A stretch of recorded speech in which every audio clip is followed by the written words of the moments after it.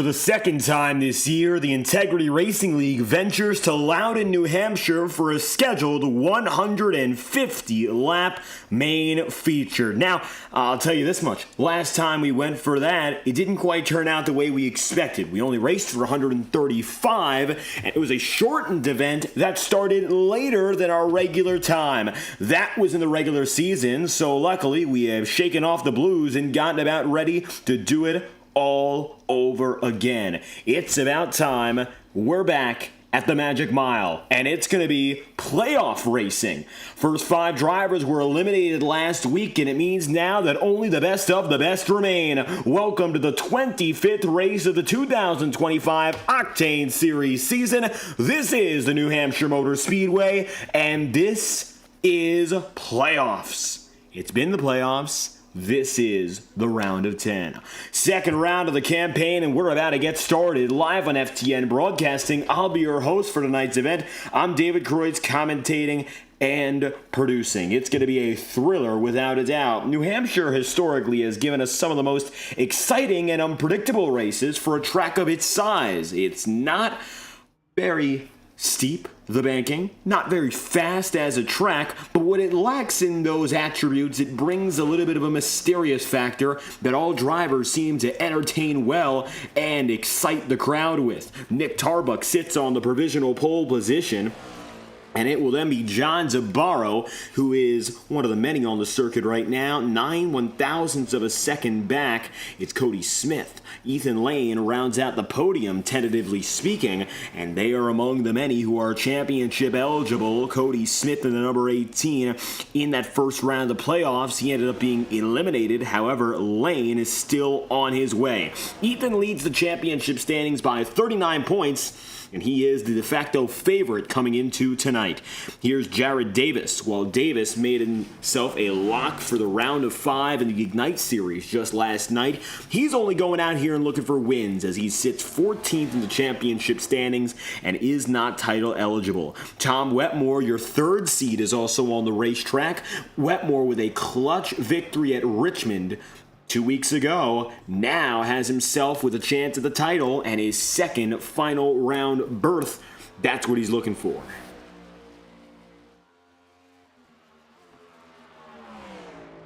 Wetmore and Roadhouse Racing having a great playoffs to this point. Tom Wetmore with the opportunity to continue succeeding. Blake Cannon has been leading the charge in the Ignite Series, and the Octane campaign saw both the 51 and the number 44 with a podium finish at the Richmond Raceway. Richmond, Virginia, a track that Wetmore succeeded at previously. He's got 2 wins at that track in this league. Now, Tom's qualifying time, not exemplary in the slightest. He's sitting 26th place, so he's going to be starting at the back of the field, and he has himself there with about 15 seconds remaining. No time to improve. John Zabarro, 9th place in the number 61. It looks like he will stay inside the top 10, and it looks like as the final laps are put in, the final bell rings, qualifying as concluded. Nick Tarbuck in the number 4 goes P1. Nick takes it up to the pole position, and beside him tonight will be Cody Smith in the number 18. Those will be your top 2 drivers in qualifying. Nick putting down the fastest time of all, and he was less than 10 thousandths of a second quicker than his contemporary in Cody Smith. Nick is now on the circuit, and you can see him here in that number 4. He's been running this paint scheme all season long. Very, very much its weekly tradition. Doesn't change things up all too much. The routine familiar for Tarbuck, who is by and large one of the most successful and consistent drivers in this league. So it's no wonder that he's got himself up there again, looking for what could be his second checkered flag of his campaign this year. Now, with that said, qualifying has been assembled, and we got a great group of drivers, some rookies, some veterans alike, but an all-encompassing field of over 20 that are ready to go racing for the 1-mile circuit in Loudon, New Hampshire. Practice results haven't come in yet. We'll look back at that before we get going, but in the meanwhile, your starting grid from top to bottom. Inside of row number 1, there's your pole-sitting man. It's the number 4. It's Nick Tarbuck. he's got the pole, the number 4, inside of position number 1. Cody Smith is second place. The outside pole sitter, and Ethan Lane goes third, with Jared Davis fourth, Zach Schrintenol in fifth, and Sam Nieto then in sixth. Schrintenol looking to be that big underdog of the day. Sam Nieto, championship eligible in both series, as is Ethan Lane. The Super 6 after a great race for Sam, where he finished 6th last night. 7th place on the lineup. Immediately thereafter will be the number 12 of Ross Cato. Cato was able to point his way in as the final driver to make the cut. He is still in the running for what would be his second championship final round berth. And it will be Jacob Fife, who is in 8th. John DeBarro 9th, and Brian Yazik. Yaz in the 55 concludes the top 10. Don Stevenson in the 47, also making the round of 10, with Nolan Potter, the last man in the top dozen.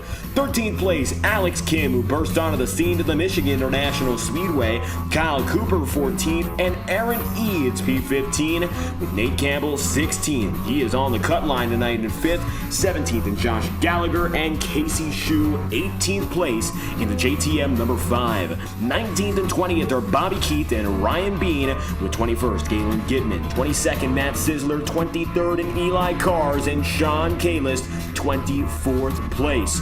Your 25th driver tonight will be Woody Mahan, as Tom Wetmore is sitting way back in 26th here. 27th place is going to be Blake Cannon, his teammate. 28th is Nicholas Ward. Your 29th and last man on the starting grid is Randy Fiash. Nearly 30 drivers, 25 racing weeks in. And it goes to show the quality, the quantity, it's all still there. Stakes are high. 10 drivers come into this round. Only 5 will leave it. And they're spread from the beginning to the end of this grid. Welcome to New Hampshire. Welcome to the second round of the Octane Series playoffs. Your starting grid from Loudon. It's all put together. Nick Tarbuck is the man who sits on the pole. A minute and just over that to put some extra times in. There's Tarbuck. Domination Intimidation Racing team. He's been racing with those guys for a while now. Now, DIR, big through the last 2 seasons. It's become a thinner spread for those guys as a collective. And so leaves Nick with a little bit less of that team support, but as an individual, he has thrived. And interestingly, this season, at least in the Octane Series, has been weaker than it was in the Ignite Series until the last few races. Nick was eliminated from the first round of the Monday night playoffs and now sits firmly above the cut line in this second round. So the Octane Series have proven to give him better favors and better opportunities late in the running as opposed to how it was beforehand. Ethan Lane with the fastest time in this session, Nick Tarbuck with the second quickest, Tom Wetmore with the third. So many a familiar face at the front of the field, already putting those laps down and showing who's got control.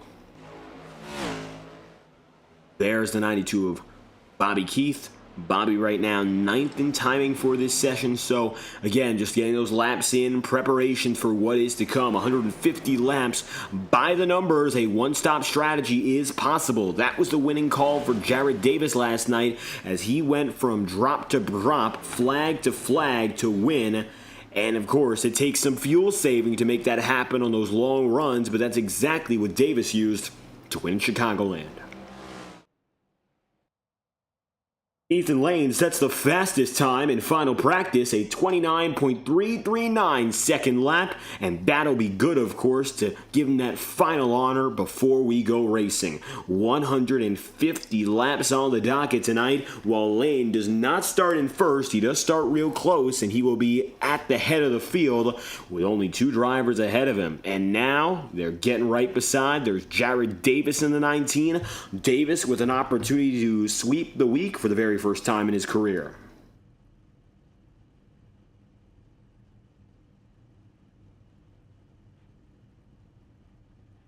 Cody Smith, second, representing Next Level Racing. While he's not out here looking for playoff points, a victory is still very much a possibility. Never count out Cody Smith. We've seen it all season long that he finds his way through. Even if he doesn't look like the fastest driver, qualifying, he's gotten the strength of getting up there for many a top 10 start, almost was able to make his way through for a pole position tonight, but only one driver could stop him. And now, among the rest of the field, that driver is here, Nick Tarbuck. He'll lead them all off as about 30 drivers get back to business tonight. They'll all be watching and waiting for the command as Tarbuck is your leader and he will bring them up to speed.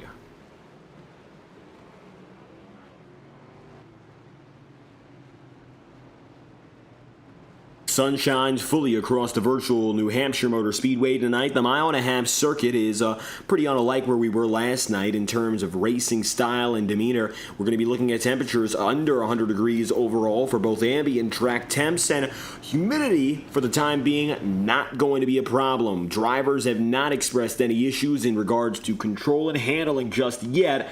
However, the one thing about the nature of New Hampshire, with less than 15 degrees of banking all around and little support, anywhere from 7 to 11 degrees of banking, it means that you're going to be using those tires a lot by your own, no matter what. You are not going to find that additional assistance with leverage on track. Strategy is everything. Management and moderation is key. Nick Tarbuck tonight needs to go all out to keep that title fight alive. 5 drivers will advance, 5 will go home. Lane down to the apron, and so it begins. We are underway from New Hampshire.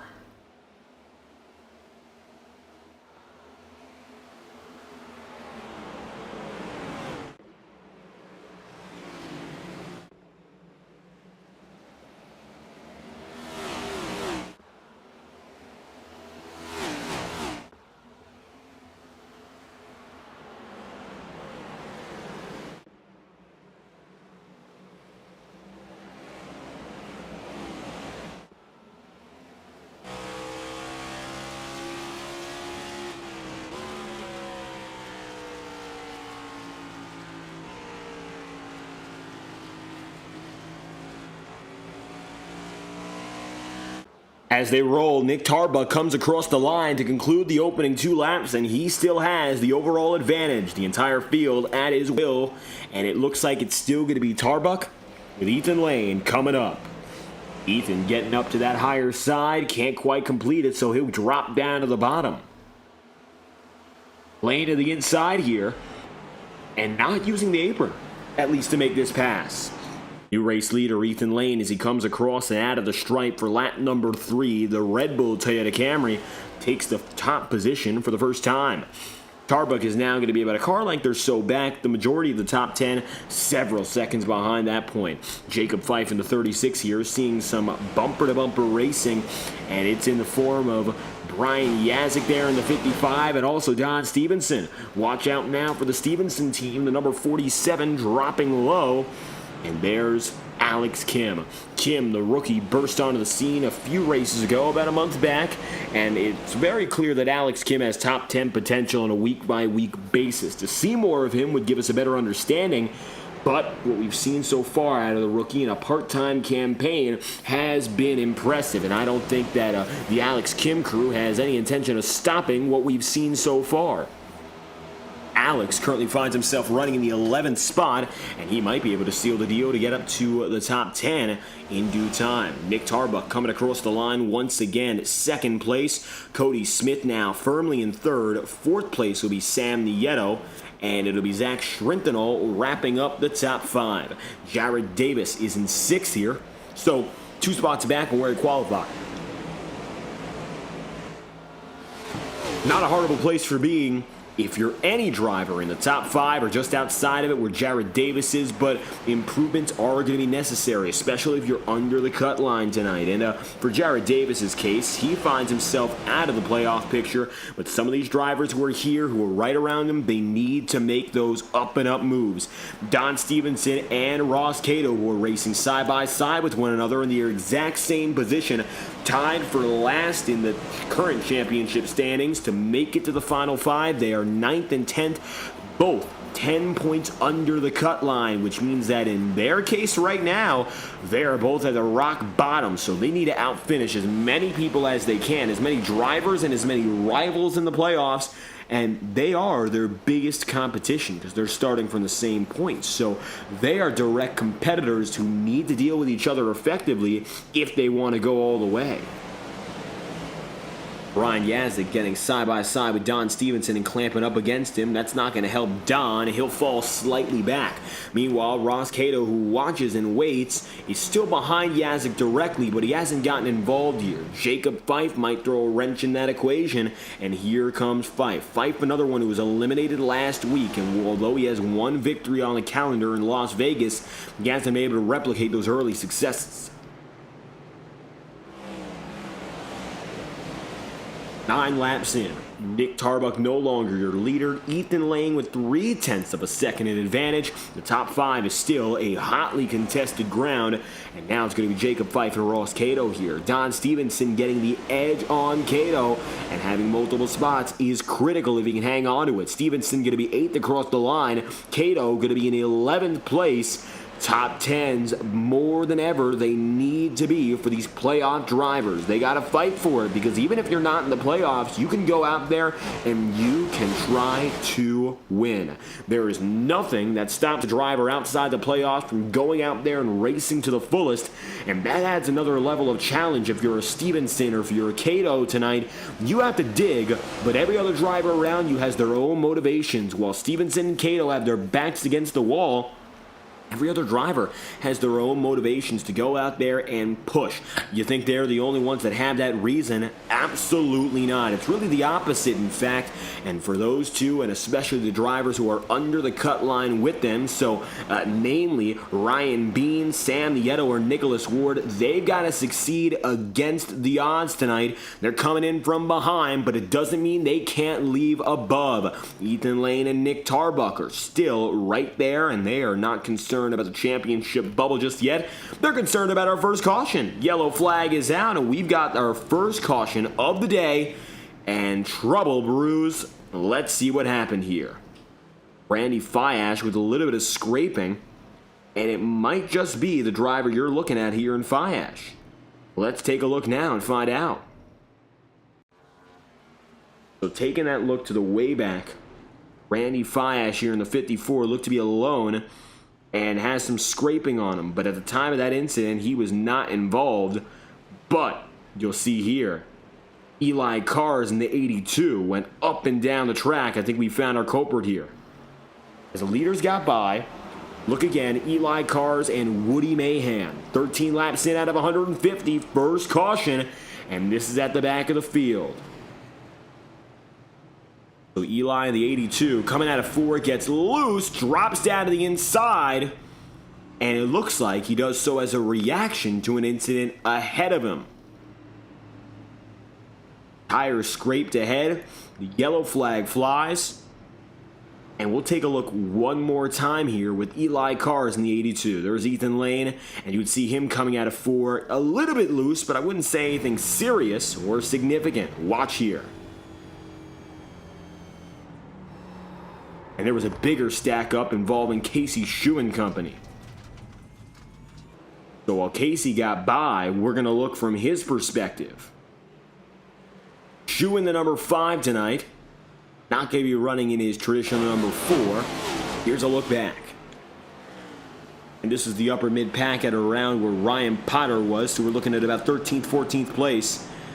And it begins with, Casey Shue bobbling up high, getting away from Jared Davis. Davis wiggles, and the yellow flag's out. Luckily, no big damage for anyone involved. 14 laps in out of 150. The caution is out. An early yellow flag brings the field to a standstill. Strategically speaking, this shouldn't have the biggest of impacts. So we'll begin again with just under 135 laps to go. For those of you who remember, what it began as in the Ignite Series. It was supposed to be 150 laps when we went there earlier this summer. The Ignite Series, the first of our 2 series to go down to the Magic Mile, and it all began for them just a few weeks back. It was the regular season finale on the 4th of August.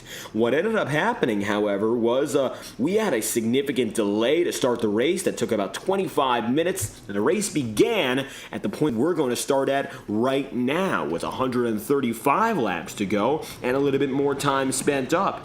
Either way, I don't think what we're seeing right here is going to change up the rest of the race, at least too much. You have those first 15 laps, and those can almost be discounted. You've got a little bit more time now to save up your rubber, not use that fuel, and get back to business. So it might actually help out if we get the long run going. We'll see what happens up next. It's side by side between the number 6 of Lane, the number 4 of Tarbuck. So far, they both have been up front since the beginning. Double file. Back to work. Green flags out. Ethan Lane's got it made. He takes a full car length and then some. Drops to the bottom. Tarbuck does, but Ethan Lane takes it up high and immediately has the overall lead of the field. A rapid advantage over the rest of the pack. Their double file way back down. Nobody able to get up to Lane there. Ethan is one of the few drivers who can work the apron groove very well, so it's going to be interesting to see whether or not that comes into play later in the going. So far, it hasn't been anything more than a threat. He started on that first lap by dropping all the way down. Now you're starting to see more drivers look at it. Tom Wetmore, for one, he's going to be a prime example. Wetmore is up to 5th place now. Well, 5th, 6th, 7th, he's bobbling up and down there, but keep in mind he qualified outside of the top 25, and he is here now. Wetmore has made up more than 20 places in only 17 laps, and now he is up in the mix. Wetmore is leading his teammate in Blake Cannon, so Roadhouse Racing has a chance to fight for 2 top 10s. Unbelievable here what's going on for the number 51. He has made so many gains in such a short amount of time, and now he's looking to fight to keep it. Cody Smith right beside him.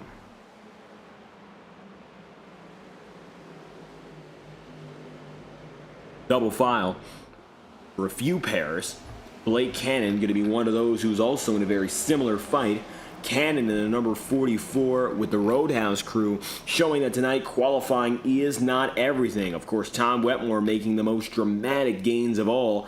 Now, Blake Cannon is hoping to continue elevating himself. What's exciting to see about this pair is, of course, they qualified all the way back. They weren't able to get good times in now, and they have decided, well, of course, to go in defiance of that. Caution's out, second time tonight, back of the field. We've got trouble again. So let's figure out what caused it. As 19 laps in, we've got our second issue of the day. Here's Woody Mahan coming by. Galen Gidman, but the 73 Kyle Cooper is now at the back of the field with some trouble. So it looks like, again, some back half problems giving way to the caution. Yellow flags out. Watch this. Cooper, spins right off of turn 4, comes up the track, hits Sean Kalist, and gets into Randy Fiash. Unfortunately, nothing that Kalist could do. That ends up turning him around. And we're going to ride on board now with the number 90 to show you what that was like for him. He got on the wall before this, and it looks like adding insult to injury.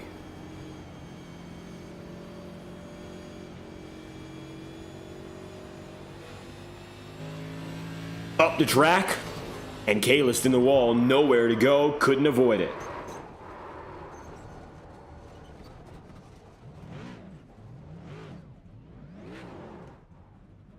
Spun right around. Sean gets some of the worst of that hit, and the yellow's out as the field puts itself back in order again. Nick Tarbuck, Ethan Lane, positions 1 and 2.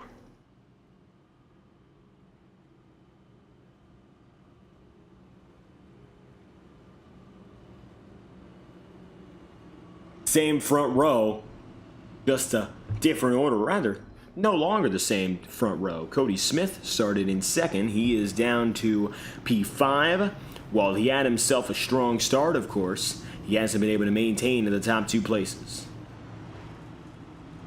Question becomes again, what can he do now to maintain this and perhaps elevate it?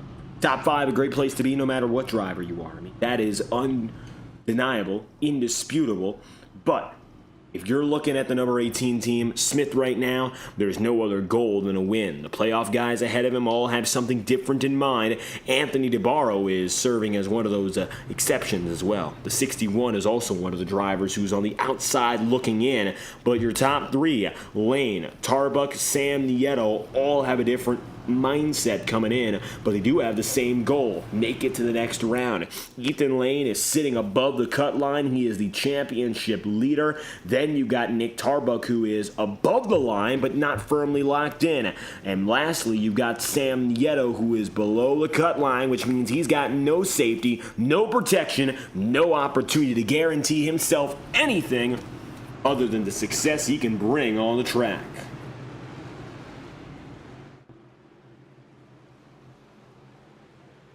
So if you're Nieto, it's about time to rock and roll once again and keep things moving. Green flag set to fly once more. It's all Ethan Lane as they bring it back to green. It's your second restart of the day, and the Red Bull Toyota Camry takes a 2-car length lead.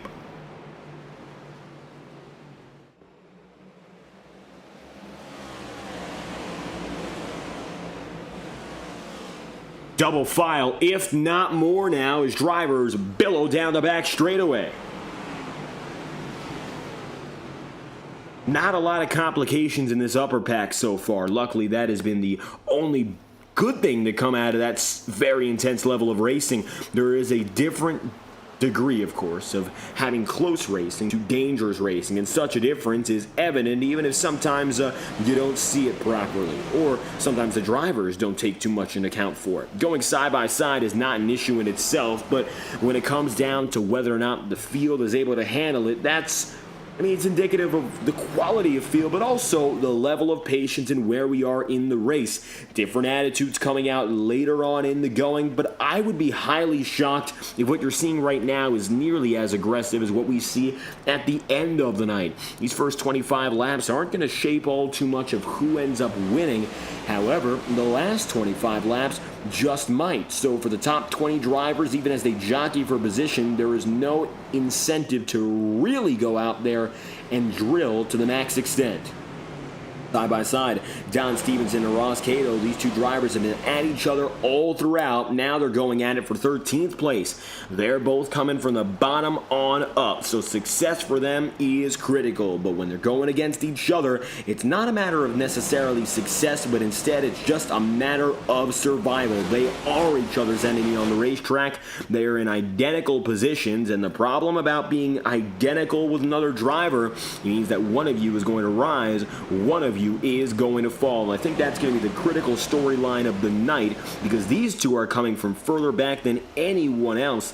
They are double digits behind the cut line, and the closest driver to them is 5 points back. They are 10 points back. The distance for these two coming in is double that of their next closest competitor, and the distance between their next closest competitor, who is Ryan Bean, to the cut line is the same distance as they have to Ryan Bean. So they're far out. No way else to put it. And with Don Stevenson getting the edge, he can tighten himself back up. Ross Cato falling behind, he will only drop back further. But good news for both of them. You might notice that they are both ahead of Ryan Bean right now, and so that's one advantage to have, but it's not a big one, because now Bean is coming up on the back end of Ross Cato, and so it could be Don Stevenson also quick to watch out.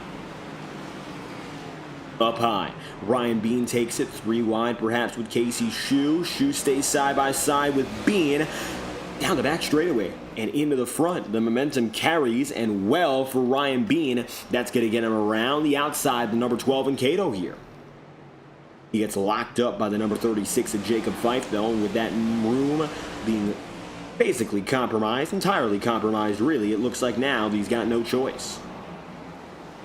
stay where he is. Ryan Bean still there, side by side. Fast Forward Esports and his leading driver, Cato, looking to go back and avenge the 2023 championship loss. In the last 2 races of the season, Cato was perhaps the best driver to not win the championship. Well, yes, he was. He was in the penultimate round of the playoffs, won in Martinsville when it mattered, moved him on to Phoenix and had a top 5 performance and led laps, only to finish second in the championship hunt.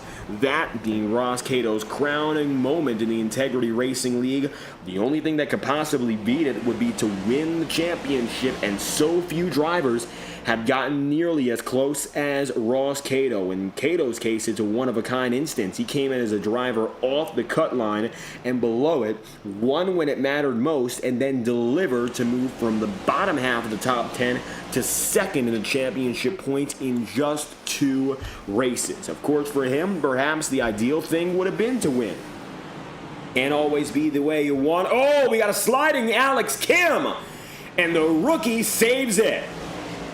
3 wide, he'll lose position, but the field stays green as Alex Kim recovers under pressure.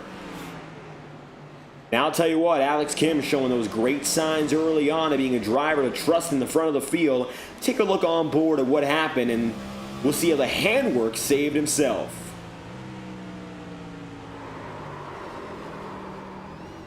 Just let the car glide. Didn't do a lot of work there, and that's good to see that, again, he's a first-timer, all things considered, and he's still able to make it through. Ross Cato was able to get the pass at the very same time.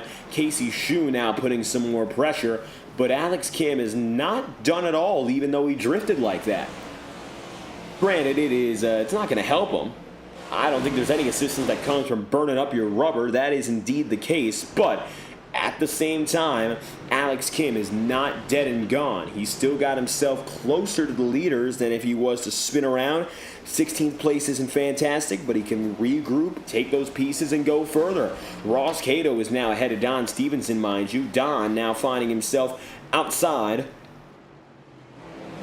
of the top 15, running in 18th, whereas Ross Cato in the number 12, now he runs position number 14. So multiple position spread, multiple spots going to be a difference maker, yes, but Ross Cato and Don Stevenson alike are still behind many of their competitors, and to be behind them, as you see, it's still going to be a net negative. You got Ethan Lane, you got Nick Tarbuck, Sam Nieto, Tom Wetmore, Nate Campbell, and of course, all those drivers are just in the top 10, let alone the drivers who are just immediately ahead of them who are not. There's Jared Davis. Davis in 19 is in 23rd, recovering from earlier troubles. Nick Tarbuck is in 2nd. Ethan Lane is far out of the way. And he finds himself running now more than a second up on your next closest driver in Tarbuck. Sam Nieto 4th place, Tom Wetmore 5th. Nieto looking for 2 consecutive miracle nights. Now for Sam, last night really was a miracle in the Ignite Series. He came in as one of the bottom seeded drivers, and so he didn't have a lot of help. He was 10 points down, 10th and last of all those championship eligible, and he was able to pull away with a top 10 performance. Matter of fact, came away in 6th and was only about a 10th or 2 off of going for the top 5. So with that being said, Sam Nieto in a similar position, although far from as dire of a circumstance as it was last night. He can recover. He can absolutely improve. The field from here on out, not going to be at the mercy of Sam Nieto per se, but definitely should watch out. This number 2 team is looking to be clutch this season, and that would be the difference maker compared to his previous championship runs. While Nieto has, especially in the Octane Series, walked his way in the playoffs before, nobody really had a chance in 2024. But the season prior hand, where he was able to come away with 3 race wins, he was able to get there with strong performances in the regular hunt. But when the playoffs came around, that same Sam Nieto was not at all there to the same extent nor capacity. So, with that said, Sam Nieto's got to find it in himself to elevate the game as he did last night and bring that through the next 6 races, this one included, and then all those after that. That's the difference maker, and if he's able to elevate it like that, he might just be one of the championship contenders to look out for by the time the round of 5 begins and the month of October keeps itself going. Watch out, we're coming toward the very end of your 2025 Integrity Racing League schedule, and fast. Jacob Fife down the back straight, ahead of Brian Yazik, that is for 8th place. Yaz is going to fall back to the final spot in the single digits. And now Cody Smith is right there with him. Cody, the final driver in the top 10 here. 11th place in Ryan Bean, it looks like. So Bean has been able to elevate himself away from Ross Cato and Don Stevenson. And you can see the number 34 making moves to the inside. That's Nolan Potter. Potter showing off that apron and inside line. The apron is not all too popular at a lot of these tracks, and it looks like Potter only using it through 1 and 2 that time by. Let's see what happens now as he goes through there once again. Door to door, Cody Smith and Ryan Bean. That's the battle for 10th here. Advantage Bean on the outside. Ryan Potter now going to refrain from going all the way down low. Yazik, Smith, and Bean. The 55 and the 18 clamping down on Ryan again. That gives Cody the final spot in the top 10. But it's contentious, and not at all a locked up deal for Smith. Even as he has himself as close as he possibly can be to losing that spot, he didn't give in. Yazik likewise looked to have the advantage on the last lap entering 1, but the outside, just a slight slip up was all you need to fade back.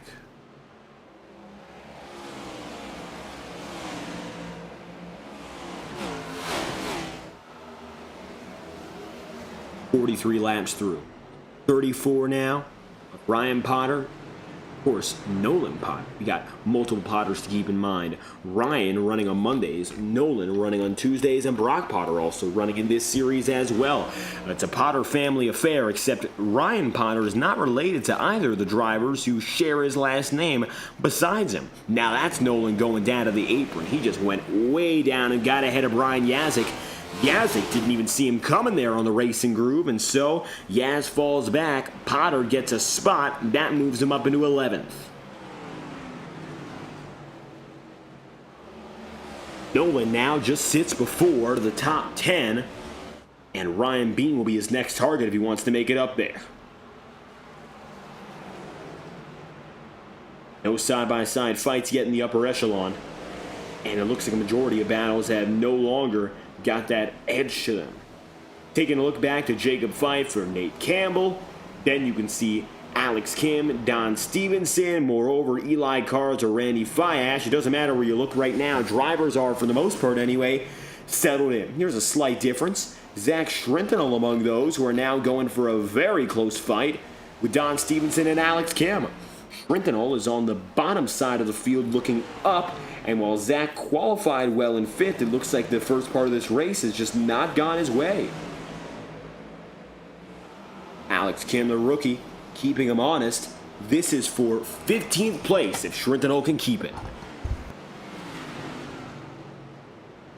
Zach defends up high, puts it all together again. And Alex Kim wiggles, gets it off the line out of 4, just a little bit less straight than Schrentenel. That'll cost him a spot, and it might cost him more if Bobby Keith can get to him. Alex Kim not having an undoing to this point, but of course that mistake he made, pulling it together, drifting through set of corners. Yellow flag is out. Now he'll be able to repair and get some new rubber. Caution is out nevertheless. And Kim stays here. Casey Shue as well. Looking to figure out what just happened. Eli Cars, Randy Fiash sitting at the back of this lineup. And no major scuffing for either. John Kalis, 1 lap down, is with the leaders here. And we haven't seen any significant signs of wear and tear from any other driver. Take a look back with Eli Cars and figure out what happened from the back end of the field. Now, Cars was, I would say, effectively alone, so not too much could have been going on there. Woody Mahan getting up in the mix. And smoke not billowing among those in the bottom of the circuit or the mid-pack.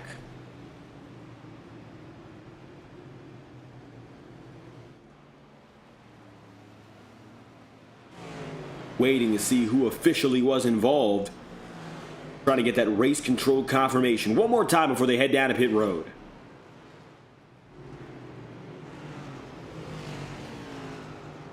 Now, it happened ahead of Don Stevenson, so take a look at this, and we should be able to bring to you what happened.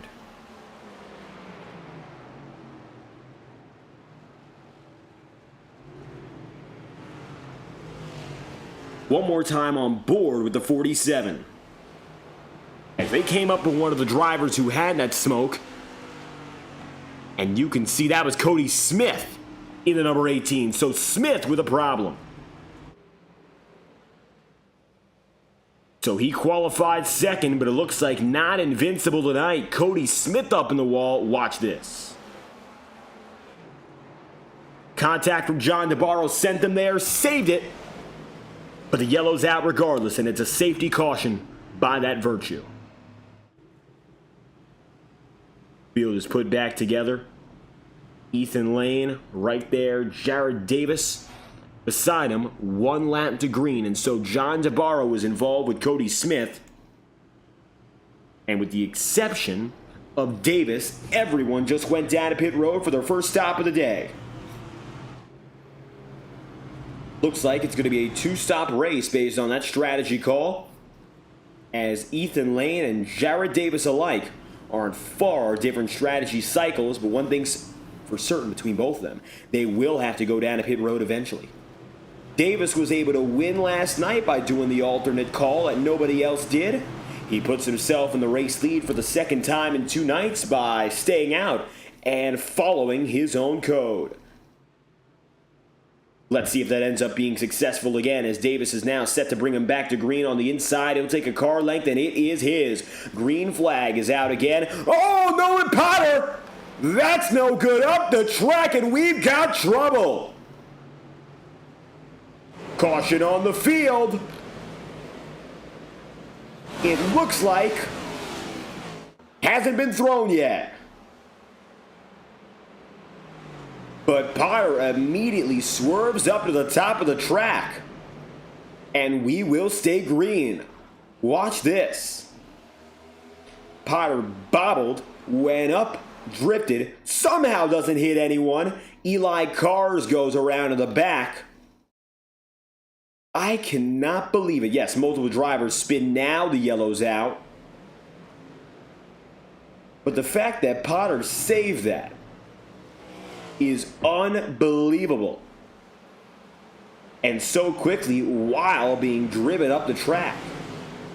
Take a ride on board and you'll see through that restart how exactly Nolan Potter put it back together and how he messed up in the first place.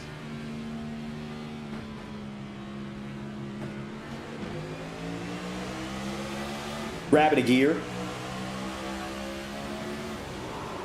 Gets it loose and stays straight after that. And it looks like the quick swerve under, trying to make some passes on the inside line, is really where the problem began.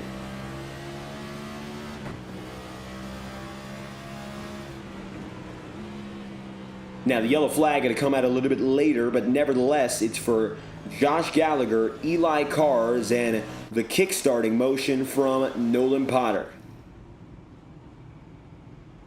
There's number 88 car of Aaron Eads.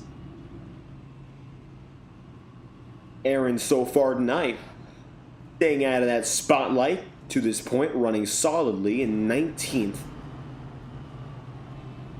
And he's got himself a clean car, better than what some of these drivers can say already. No fast repair in the Integrity Racing League, which means that, and no matter what happens here, these drivers only have their one and only car. It's what you start with, and it is what you will end with. While damage can absolutely be repaired, there is no fast repair process, which means that automatically everything can be resurfaced and replaced. If you have a fast repair, that does not occur with the rules that we have, which means the manual repair system is the only way to maintain and succeed if you want to go the full distance in this race. If you get damage, if you get involved in a wreck, and it can be highly time consuming, but it's the most realistic avenue to go about it. So if you're a driver, you absolutely cannot afford to get that damage because you never know what can be fixed. Some stuff can't be. You do not want to run that risk because that's the differentiator between success and failure. Any damage, particularly to the motor or the suspension, is killer. Really don't come back from that.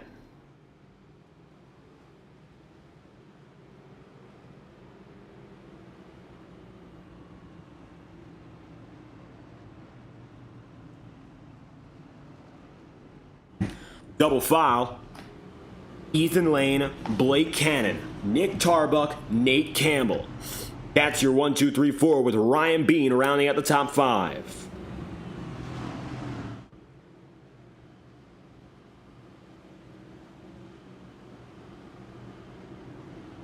Lane so far has led 3 of these, of course, restarts to this point. He has been the dominant man so far, and even while he did not start things right up in front alongside Tarbuck nor Cody Smith, he's taken the reins and he's made it his ever since then. Down goes the iRacing official pace car. We're set to get at it again. Green flag's out at lap number 55. Coming to 56, it's all Ethan Lane as they head back to business in a 1 and 2.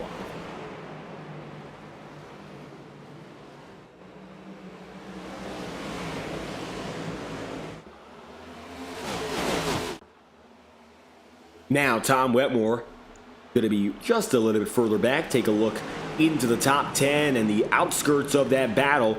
Wetmore's qualification and Blake Cannon as well. They qualified 26th and 27th tonight, and they have defied that every step of the way. Right now, Wetmore running in 6th. Teammate Cannon running in 2nd place. Oh, that's a big dive from Wetmore. He might be able to take a few spots all at once. Tom Wetmore careening down the back. Tries to take P5. Can't get there. He is still in 6th. And it looks like another slowdown on the racetrack. Caution is out again. Yellows are very quickly breeding yellows here. And as it happens once more, watch this.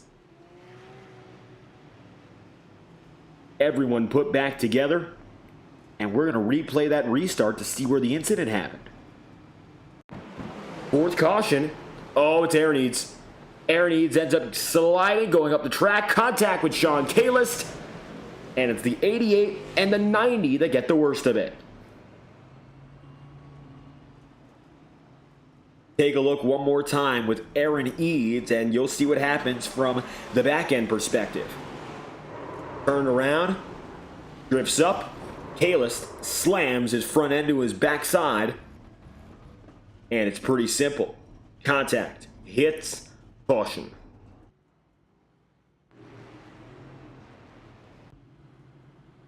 Not a big incident, which luckily has been the trend of these cautions so far tonight.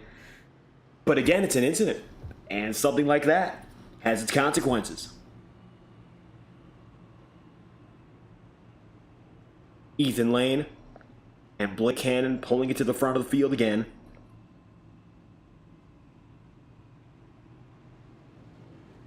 Got Ryan Bean in the number 26, now running in P5. Wonderful to see for Bean. Again, his biggest competitors, Ross Cato and Don Stevenson, have been, for the better part of this one, all over the place. So the advantage being your 20th place starter, as he has himself ahead of 10th place Cato and 24th place Don Stevenson. 29 drivers starting, one, a retiree in Nicholas Ward. Otherwise, we still have the entirety of the field on the lead lap. And even with having multiple cautions and points of breakage, it still looks like the majority of the field is with us, which is great to see.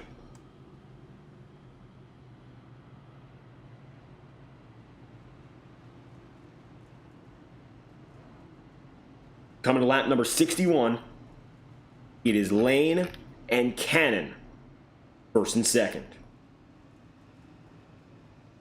Tale of two different races. Lane, who started in third, Cannon, who started all the way back in 27th. Yet they're here now together.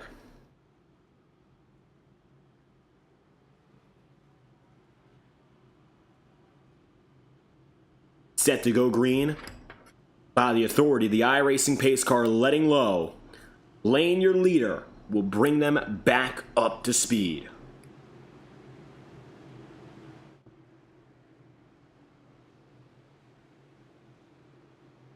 Fourth restart of the day. Here we go. Double file up in front, everyone well composed. Will cautions continue to breed cautions, or will we break out of the streak? Let's find out now. Green flags out for your 61st lap.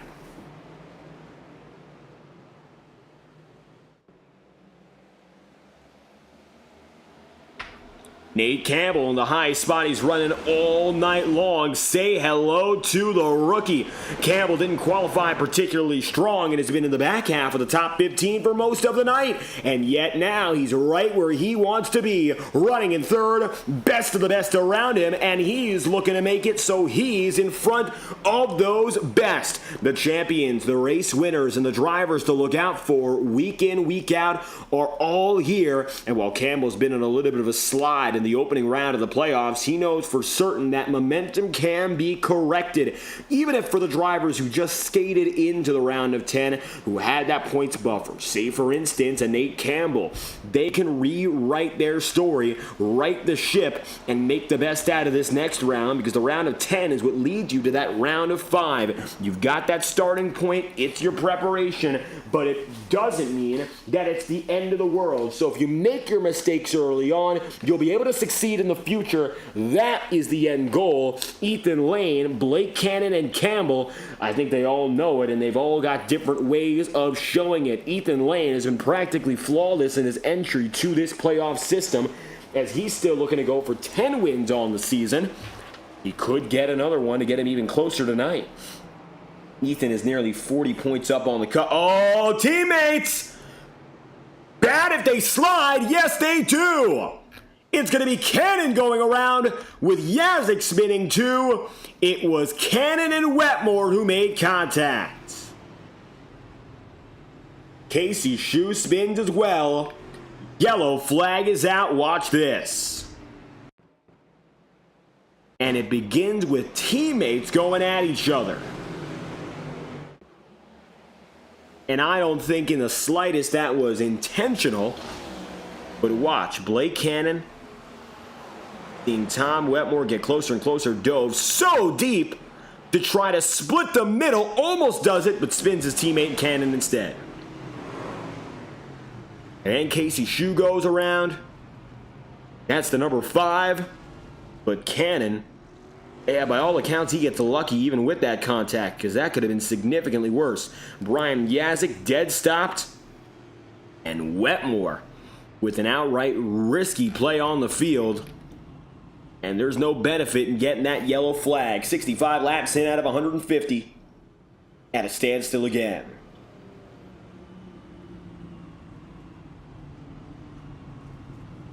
Down to iRacing's pit road. Lane, Tarbuck, Nolan Potter, and it looks like some of your front runners opting to split the difference here and just head down to pit road again. 3 extra sets of rubber, but I think their primary concern is just going to be topping off on fuel. And so it looks like Lane is going to do that. Let's see who wins the race off of pit road. It highly, in all likelihood, is going to be Ethan Lane. Yeah, that it is. Fastest stop as he can get it. Just going to get himself some fuel, get back on the way. Now you'll see a few others coming up. There's Nick Tarbuck on the way through. Nolan Potter. Yazik and John DeBarro. For longer stops, there's Randy Fiash. And lastly of them all, Jared Davis. So, Ethan Lane is just going to get that splash and go. A few other drivers with more service, but the majority of the field stays out. And now it's led by Nate Campbell, and even after that incident, it's Tom Wetmore in second place. Blake Cannon, yeah, you're looking at him right here in the number 44. He's trying to get himself looped around.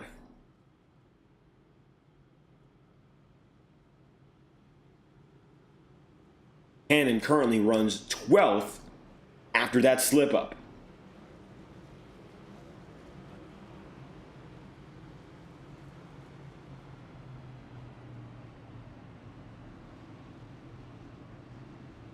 Blake up high, 1 lap to green signal given.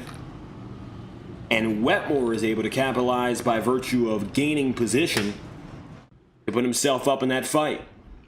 Sacrifices his own teammate in Blake Cannon, and we'll see whether or not the Roadhouse boys can get together again. They worked so well together at Richmond. I don't think what we saw there was intentional, but Wetmore with a very risky stuff himself in the middle approach that ended up failing.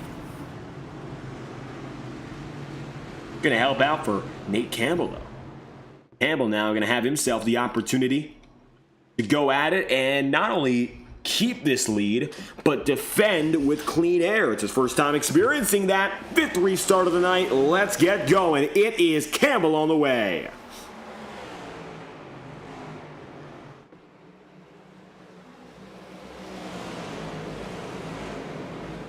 Ryan Bean able to take second place. Tom Wetmore there falls back to the bottom step of the podium, and quickly, can Bean maintain that?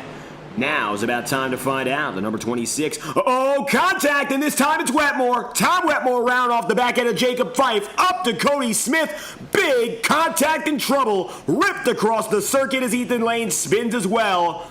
Wetmore is bruised, beaten. Yeah, the right front is done. He's destroyed.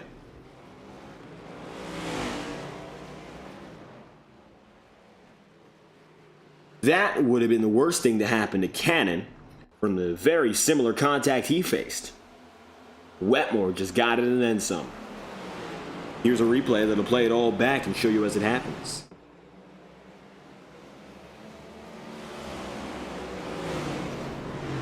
Comes up the circuit. Josh Gallagher hit as well, then Sean Kalist, and Wetmore is just spun around like a top there. I mean, take a ride on board through that lap, the restart, and the point of impact.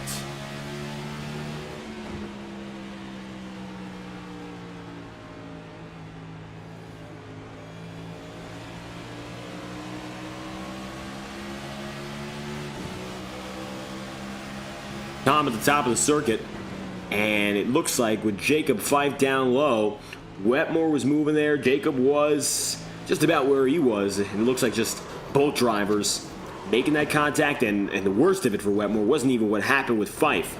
It was just getting plowed by everyone after. Ethan Lane slides, and I can't tell if he did that as almost a method of self-defense, and I think that's what it was.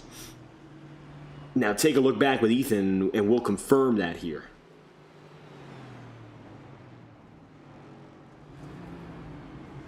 It looks like Lane was able to slide out of the way just to avoid further problems.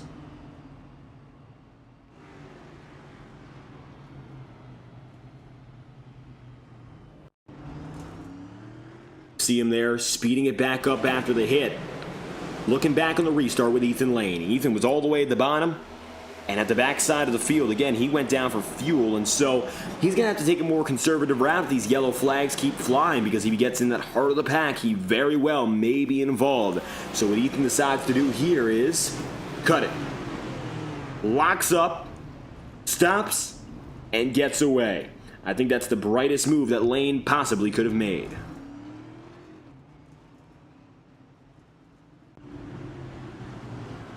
.71 laps in out of 150. And Lane is now out of the picture, at least for now, but I don't think he will be out permanently. Ethan here Still has a clean car, and he's ready to rock and roll again. Casey Shue, Nicholas Ward, and all those behind him, while Nate Campbell leads. All eyes on the rookie for restart number 6.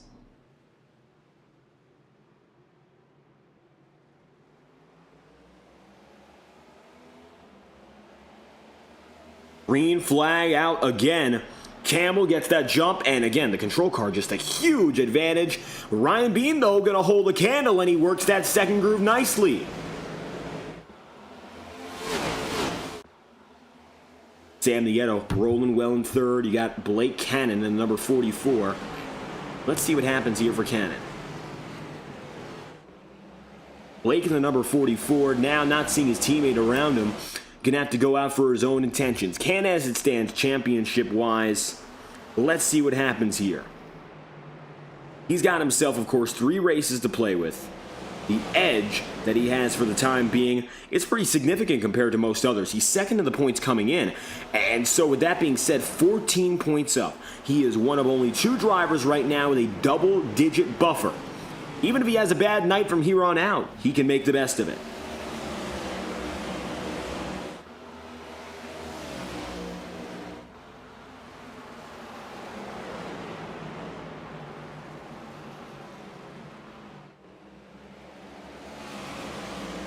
Taking right on board with the 44 car, you'll see exactly what's going on for him here. He's been involved in the back and forth, and he's seen it firsthand. Let's see what's going on from Cannon up and ahead of the field.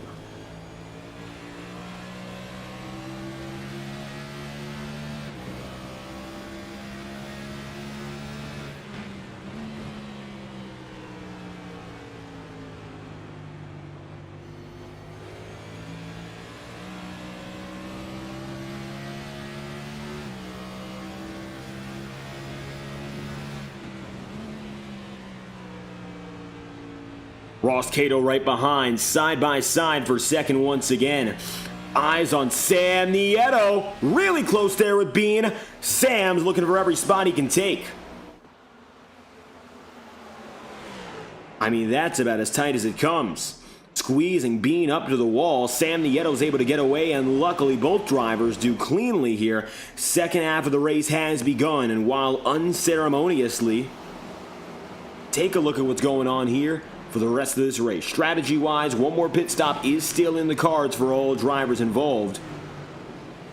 And Galen Gidman is in 6th here. Nick Tarbuck 7th.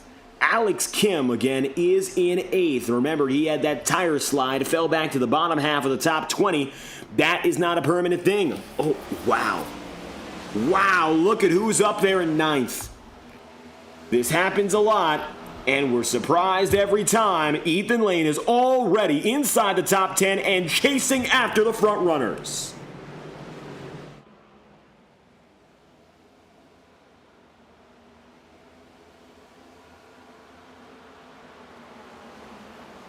So with Ethan Lane now on the hunt, take a look at what's going on as he tries to get by Gidman, Kim, and Ross Cato just ahead.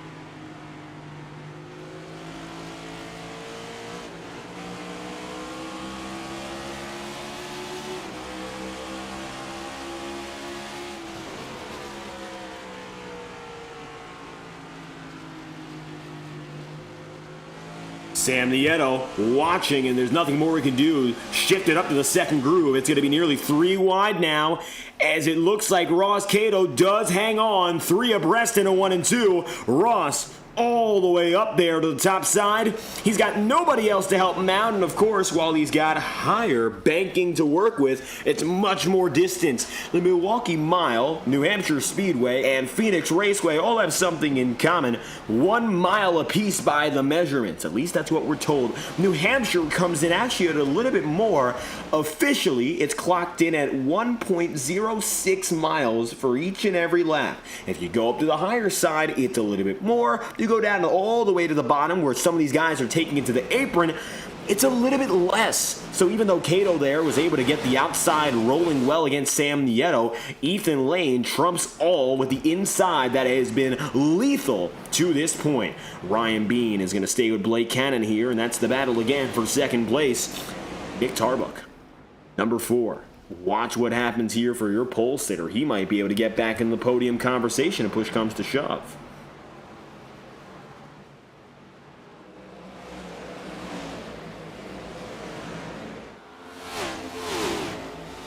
.69 laps remaining. Nice advantage now for Nate Campbell. He's got 0.4 of a second, and best yet for him, he's got 4 drivers who are going to battle each other and try to get a little bit more out of each other until, of course, one of them gets away. Ethan Lane might be on that hot, torrid streak of passing and making moves and gaining on the up and up, but what you might notice here is, of course, he's coming up on a different caliber of drivers, the absolute best of the best. Not as easy to make it around a Cannon or a Tarbuck or a Ryan Bean on their good days. Ethan's gonna try it, yes, but to make it up to Nate Campbell, you gotta consider that the drivers ahead are far from slouches. Here's Jacob Fife finding himself in the battle with Casey Shue and Bobby Keith. This battle is not necessarily consequential, but it is side by side, and a little bit more so than what we've seen of the front runners. Take a look even closer up to the head of the field with Nick Tarbuck again. Ryan Bean and Ethan Lane side by side for the first time now. Lane, here we go. He's got it low. Ryan Bean up high. The edge for Lane has been everywhere he's gone, no matter where. Tarbuck moves down to the apron at a 4 to try to block. It does work, at least temporarily, I'll tell you that much. Here comes Lane dropping a little bit further on there. Ryan Bean going to have no choice but to give that space, leave that room, and no problems come of it.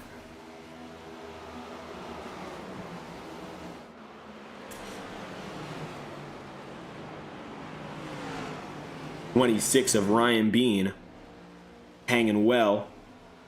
And you'll see him here watching Ethan Lane, of course. He might be able to actually get some spots back if Nick Tarbuck and company fall behind Lane.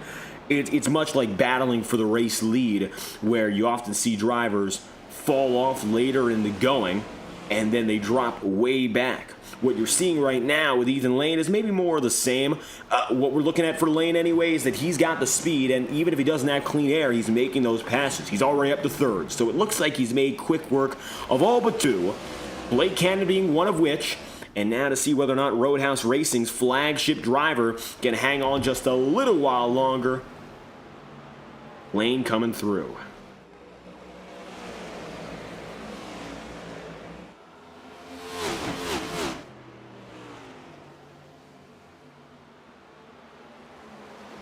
One, two, three. Separated by less than half a second. The rookie with all the pressure in the world to succeed. He's on the cut line tonight to win or to go home. There's a third option. Point your way in. It's not going to be fun, and it's going to be far more stressful for any driver. Campbell would love just to finish the job and really prove that he's got it made.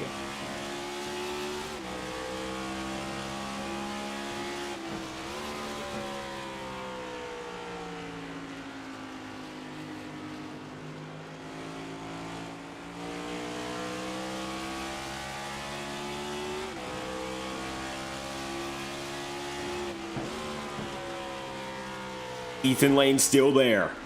Nate Campbell watching, waiting. Blake Cannon not able to hang on, and now it's going to become the head-to-head fight between the number 6 and the number 45. Campbell here is the only one that stands in Lane's way. Ethan's getting closer and closer. Sean Kalis and some of the lappers coming around. That's the number 90. And at this rate, anyhow, you're coming up on, of course, some drivers who are a little bit slower, other of which on different strategies, and it becomes a little bit more tricky just to figure out how to approach them. We haven't had long enough runs for the majority of the night where we were even seeing these drivers, and now we are. Lane and Campbell side by side. Ethan dropping down to the inside groove. Watch what happens now. Toe-to-toe across the stripe. Lane still doesn't have the advantage.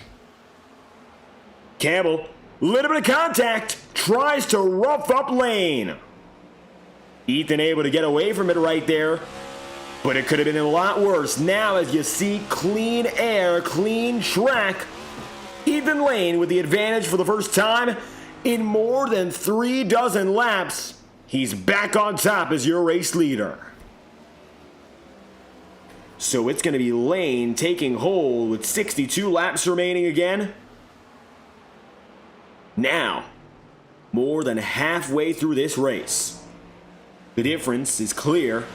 Lane has the stuff no matter where he started, again from all the way in the back of the field, and he has already cut through and taken himself to this point. We're past halfway. One more pit stop is still in the cards, but that's all we got to deal with. 59 laps to go, caution's out. And so it looks like we got an issue with the tail end of the field. Kyle Cooper at the back. We're going to go investigate the tail end and see who would have been involved. Looks like Cooper going to be clean here. Nevertheless, the yellow is out. Sean Kalis with some front end troubles. Let's see what happens.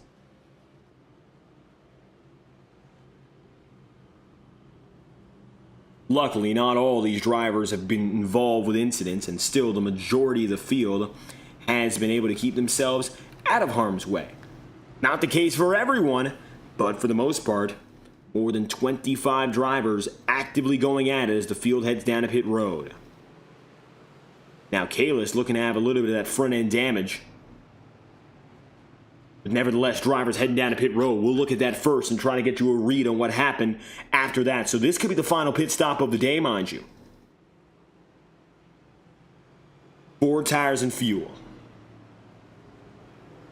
Nick Tarbuck coming in. Got Ethan Lane with them as well. Now this is what it's all about. This could be the most important pit stop for every driver. And this could be, for some, the very last pit stop set of tire that they have. 3 extra sets available. Lane is going to beat Nick Tarbuck out. Here we go. Lane with the edge. Then it'll be Tarbuck.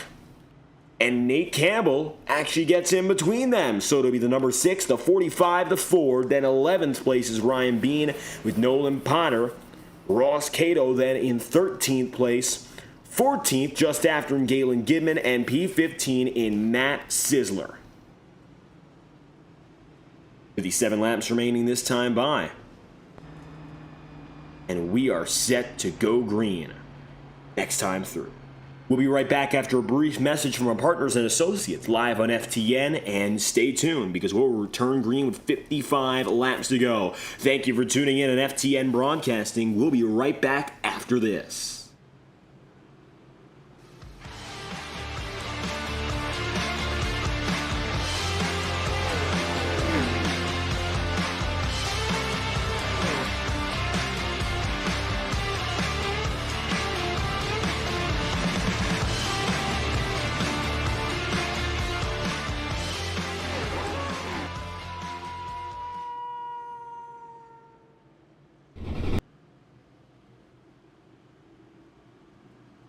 Racing podcast, where we talk to NASCAR drivers from all over the great country of America. Each week, about the latest races, share stories from the track, and get to know the drivers behind the wheel. We break down the action, hear from drivers about their experiences, and dive into what drives them to keep racing. Whether you're a longtime NASCAR fan or just curious about the sport, this is the place. Heading back to the racing action, and it's going to be Anthony DeBarro, the number 61, with the edge. Green flags out. Ethan Lane swerves down to the bottom. Here we go. Fighting against the head of the field. Lane drops down to the apron, and it's a sea of drivers taking all different grooves as we are back in business. 3 wide, some of the way down. The Hornet's Nest is jam-packed, to put it lightly. Taking a look from way high, Jared Davis, Ethan Lane, they're going to go side by side with one another. And it's going to be that number 6 of Lane working low. Ethan so far has been able to find the best lines at the best times. I mean, that is the best thing about Ethan Lane. He has been able consistently to find the optimal opportunity in every circumstance. And it looks like he's going to continue with that stretch of luck and ability that has gotten him so well to this point so far. 54 laps remaining for Lane and company. Now, to this point, John DeBarro has the advantage. John in the 61 starting this restart with the edge, and the only thing for John that he really has to concern himself with is the fact that Lane is quicker, and he's got himself newer rubber, so very quickly it's going to become a fast pass made. Lane down to the inside and through the back straight, it is all his. So long as he doesn't give in, make any mistakes, it looks like there you have it, Ethan Lane to the point. 29 drivers in this field, and all of them are watching and waiting as they look to follow the number 6. Ethan Lane to P1, DeBarro in second in the number 61, and then, of course, Jacob Fife running in third. Fife is now the final driver inside the podium, and Jared Davis occupies 4th. Woody Mahan goes for P5, of course. Then you have Ryan Potter, Zach Schrintenal, Ryan Bean, and company further on back. The yellow flag is out once again, and we've got trouble as the caution flies.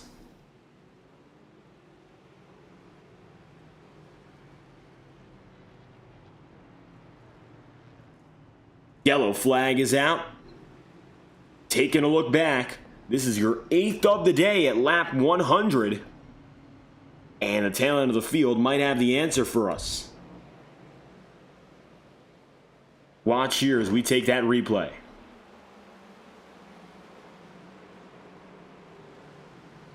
Looking at Nate Campbell and Matt Sizzler just before the moment of truth. And it looks like for them, no problem. And the majority of the field, again, will remain green. A lot of these incidents being yellow flags of small stuff, compounding time and again, and unfortunately that has been the big trouble. So it's hard to keep up with everything when some of these have been small incidents consistently. 51 laps to go.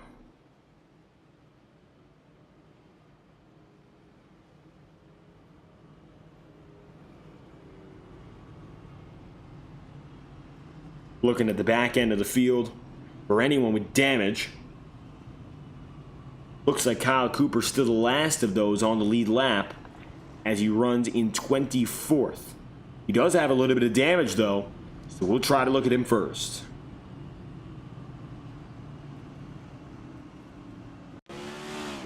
Yeah, Cooper was involved, that's for certain, so it's going to be Kyle Cooper to watch out for here. Watch this. Cooper involved with Zach Schrintenal. The yellow flag is out, and here's outplayed. 3 wide, weaving and bobbing, Cooper into Schrintenal, and contact with Don Stevenson. Stevenson with championship implications, mind you. He's a driver fighting for that title. And as the 10th and last driver in the playoff picture, the 47 team cannot afford that.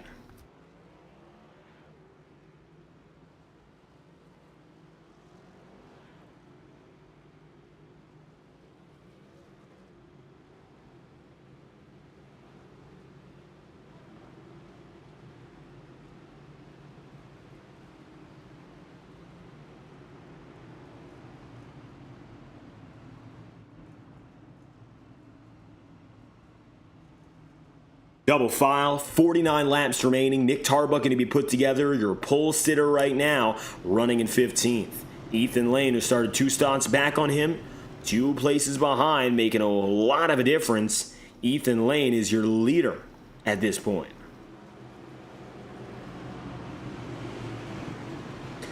.48 laps remaining when we go green. It is Lane, DeBarro, Fife, your podium. iRacing official pace car ducks low. And the Red Bull Camry, the most successful of the night to this point, gets back at it again. Green flags out. 8th restart. Jacob Fife watching as a way low move makes it 3 wide. Nolan Potter tries to go for it. Potter getting up there, and Jacob Fife can't quite seal the deal, can't officially make the pass, and it's still a fight. All the way there for second. Yellow flag on the field again. It looks like no, we're going to stay green here. All at the will of Lane.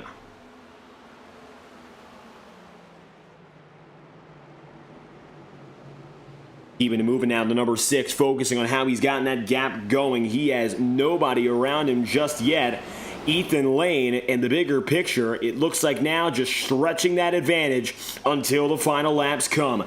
The interesting thing as we watch him, and then we'll head back to the battles just after the fact, is that Lane right now is not running any extreme line. He isn't doing anything particularly different when it comes to his groove. It only happens that what he's doing here is fundamental. He's not going down to the apron using that alternative line. Instead, he's doing the basic stuff, getting down to the inside of the apex of the corner and going at it again. Something we haven't seen as much from Lane at New Hampshire is what we're seeing right now. And as you can see, those fundamentals, they work. He doesn't have to concern himself with doing anything avant-garde or out of the box. He's got it pretty well set up for a driver who figures that he knows his stuff. You don't need to do anything different. You don't need to reinvent the wheel when you're already confident with what you're driving, literally speaking. That's why now, as everyone else scuffles against each other, take a look further back and you'll see it right here. As they all go at it, Ethan Lane is in his own world. Blake Cannon with Ryan Bean here. Nolan Potter up to second. Potter, by all accounts, is having a great night. I'll tell you that much. Nolan in that number 34 in the pseudo M&M's paint scheme. That's what it's supposed to be, but it doesn't even read as such. Well, he's had himself one of his best nights on the season. And I think it's that electric style of performance that we would love to see more out of him. While he's not a playoff contender, Potter has been consistently up in the conversation for the top 3 all night long. Nate Campbell, the rookie, coming up on him again, and let's see what the first-timer can do. 44 laps to go. 3 abreast there. John DeBarro in the number 61, while he was the leader beforehand, and it looks like they all slow down. Yellow out again. No longer is John up and ahead. Tire strategy going to get the worst of him. John Kalist further back. Yellow flag is out. Let's find out here what in particular happened.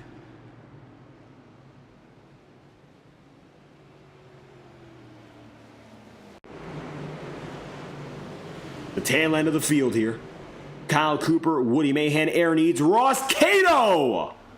It's the number 12 of Cato, just like Don Stevenson, with big damage.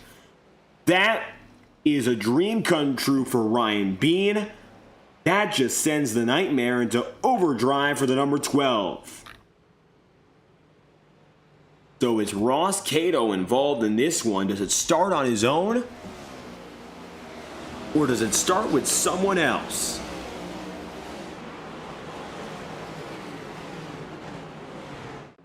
Eli Cars and Ross Cato here.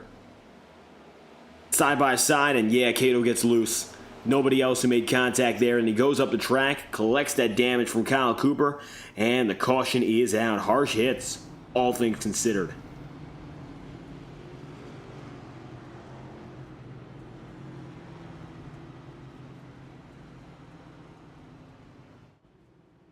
Two laps to go. Back half of the field, you're going to see some go down to pit road.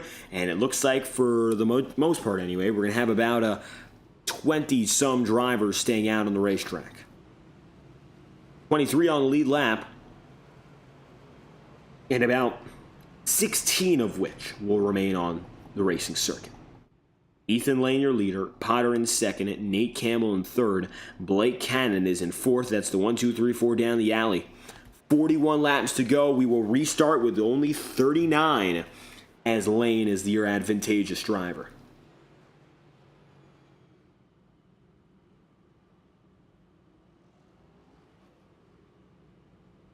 Ethan Lane, I'm pretty sure known now, time is running out. Strategy has pretty much streamlined itself to the point where we're an understanding of what's going to happen here.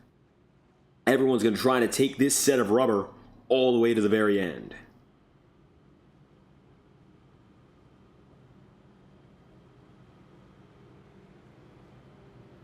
One to green. New Hampshire. And this is something that's been a common theme of every time we've gone at it. Very, very infrequently do these races run short, shall we say. 150 miles isn't the longest distance, but New Hampshire Motor Speedway, also not the fastest track. So every moment is stretched out. And I don't think that really changes the impact of it. But it does change how we go about strategy. These yellow flags are dragged out slightly longer than they would be at an intermediate circuit. And so with that being said, you're looking at a different approach under yellow. Maybe less conscious saving and more passive riding around, knowing it won't matter as much with a fuel cell.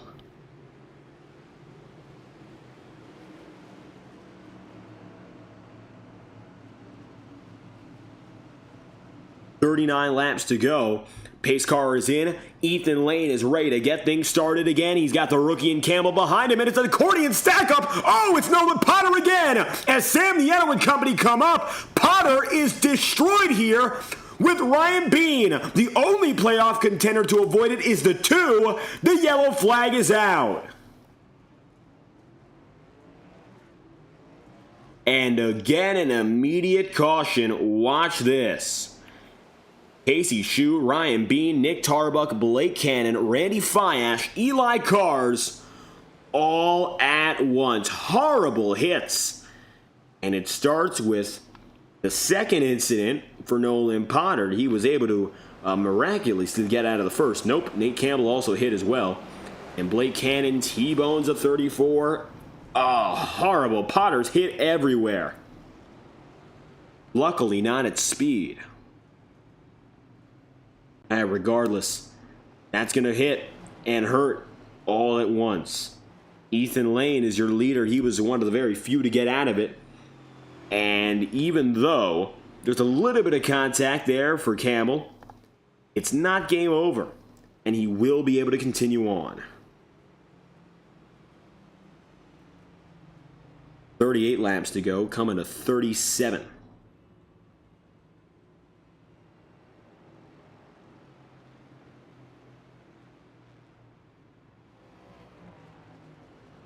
Double file will go next time by. 114 laps run to this point. And this is going to bring us to 9th caution. I haven't hit the double-digit marker just yet, but it's at this pace going to bring us to at least 11. If we continue at the rate we've been going, Nick Tarbuck comes down to pit road.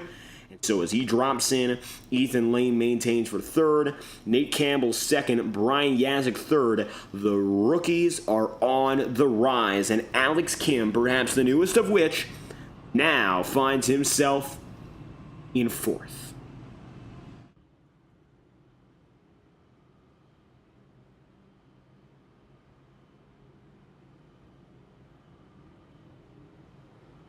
Alex with a chance here to break into the podium for the very first time. Let's see what he can do with it.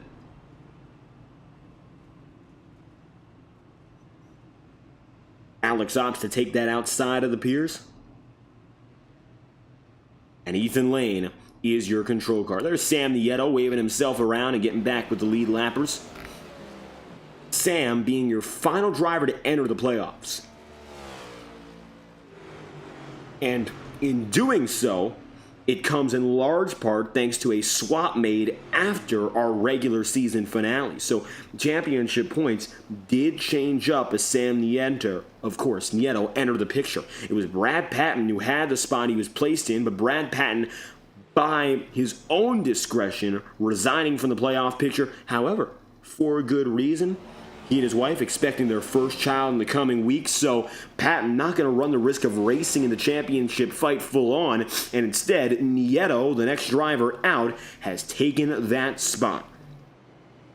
And I think in all honesty, that's the better thing for the field. You got 10 fully focused drivers going at it, and for Brad Patton, better for him, of course, a lot of bigger things than what's going on the sim. Green flag out now, 35 laps to go, single file they run, and no direct competition toe-to-toe just yet. Campbell second, Yazik third, and now Alex Kim, the rookie, to defend again.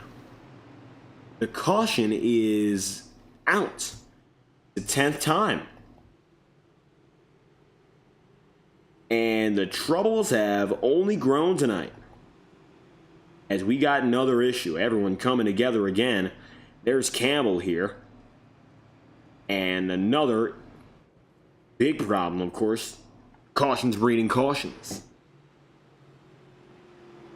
John DeBarro was way back at the time of incident. However, we're going to go to the mid-pack and see where this possibly could have started.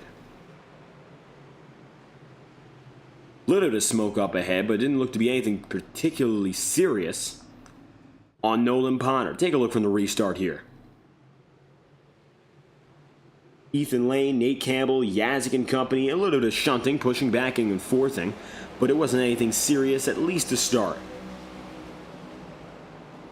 Looking behind, there's Ryan Bean with Nolan Potter, and Potter opportunistically gets himself high and starts moving up the ladder.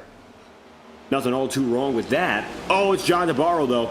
It definitely is DeBarro. He ends up spinning around and going to the inside of the racetrack, and he is the only driver to be involved in this wreck. Yellow flags out. Take a ride on board now with DeBarro.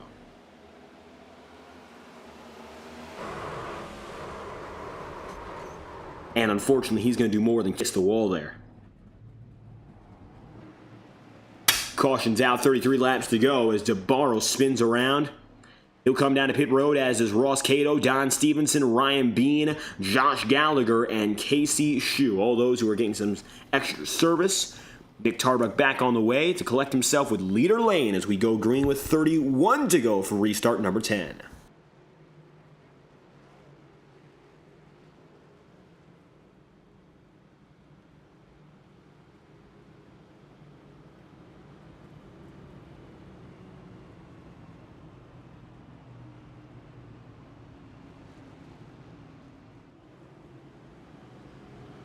Ethan Lane, very familiar now with what has been this setting of going double file with restarts so consistently.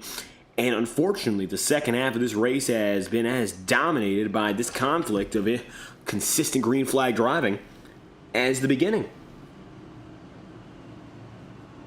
Anticipating an opportunity to break free, go green, and see a little bit more. Here we go again.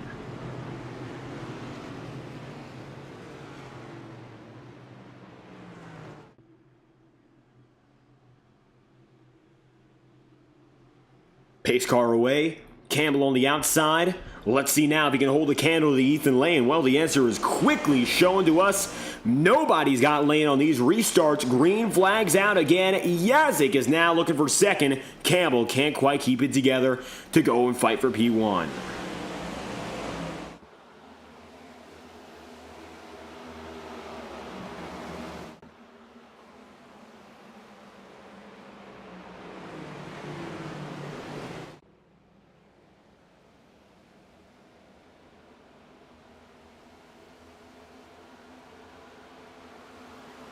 So now, single file as quick as it comes. The double file action has been mostly, again, concentrated at the tail end.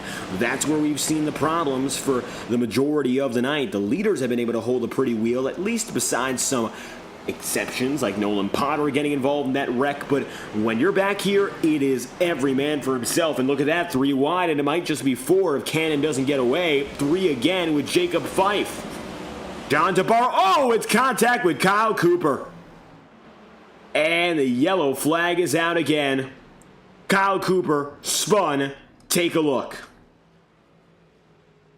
29 to go, another wreck.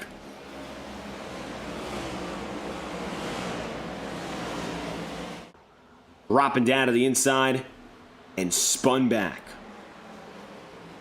Kyle Cooper brings out the yellow flag. with contact from John DeBarro. It is your 11th of the day with 29 laps remaining.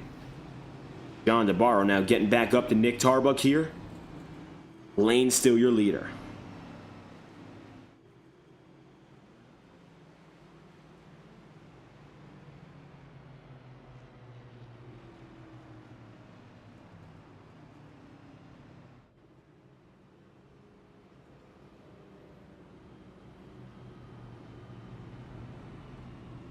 Lane here is closer and closer to victory, even if the work he's done hasn't necessarily gotten any more intense.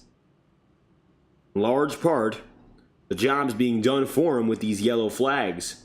If you get that immediate jump, you're about as done and done as it gets. In a good way for Ethan Lane's sake, because if he just continues to make his way through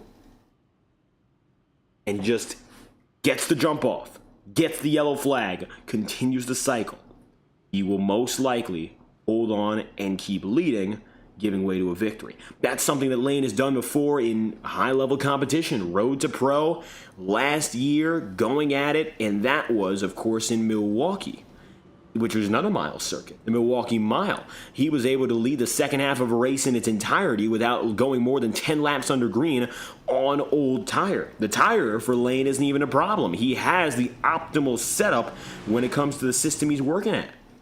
So he is not in a problematic position at all. He has the position, the tires, and the time. The less time there is, the better it is. The time he's got, he's still in a fantastic place. So Lane's got it basically as good as it gets.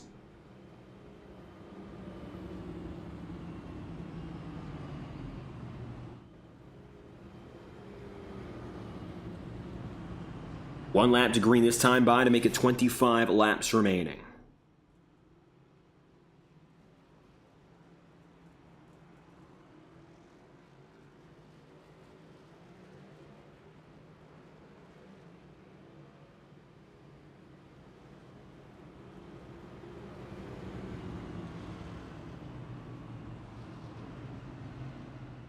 Double file once more.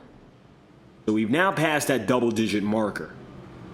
And with 25 remaining, we're drawing near on what could be, I would say, unfortunately, the worst-case scenario. If we have a caution after lap 145, that will send us into green-white checkered territory. A caution after lap 147 will send us to green-white checkered territory and an official overtime run.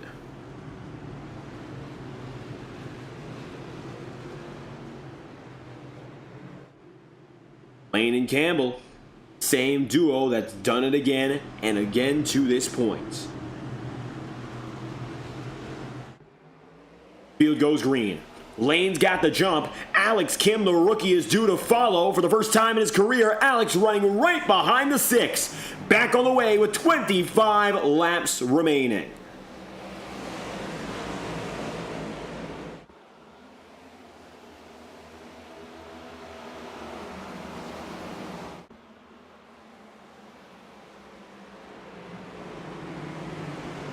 Kim inside the podium. The rookies are now 2 of 3 on those top steps. Of course, you got Nate Campbell, who's been with us all season. And then you got Alex Kim, who's been a part-timer sporadically throughout the summer. And looking to prove that's more than a summer fling for him. The 37 rounds out of turns 1 and 2. And he is in a great spot just to hold on here. Brian Yazik behind him. It's going to be Yaz against Kim. Rookies, rookies, rookies. That is the theme of this moment. When you look at the top 10, look at all those new names who have come in this year, and they are in full force. They've got the power, but the ultimate power is held by your leader, Ethan Lane, and he is as smooth as it gets. 22 laps to go coming up this time by, and as always, we'd like to thank our friends at Track Cams, of course, Whiplash Sim Cams, providing our track cameras, and of course, for all of our series, not just the Integrity Racing League. If you enjoyed tonight's coverage, make sure to check them out. If you're a new broadcaster, you can try their Whiplash camera packs for free just by joining their Discord server. Thank you again for tuning in to FTN Broadcasting's coverage of the Integrity OCTANE Series. We're going to crank it up now loud and proud from the Magic Mile with 22 laps remaining. We'll be right back after this.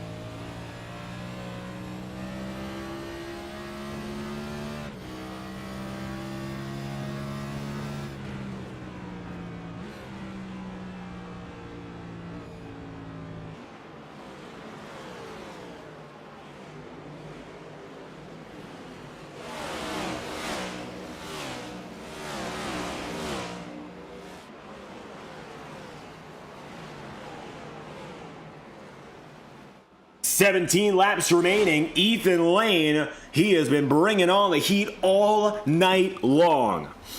What we're looking at right now, of course, is, again, Ethan Lane doing Ethan Lane things, but again, it's also an opportunity for a driver to clinch their ticket into the final five. Nate Campbell having a great race as well, but he's just not up to the caliber tonight of Lane in the 6th, and it looks like nobody else has been able to really match that. Campbell qualified 16th, mind you, so it wasn't the expectation that he would be the direct opponent going out there for the victory, but it looks like he has been able to prove some of those doubters wrong.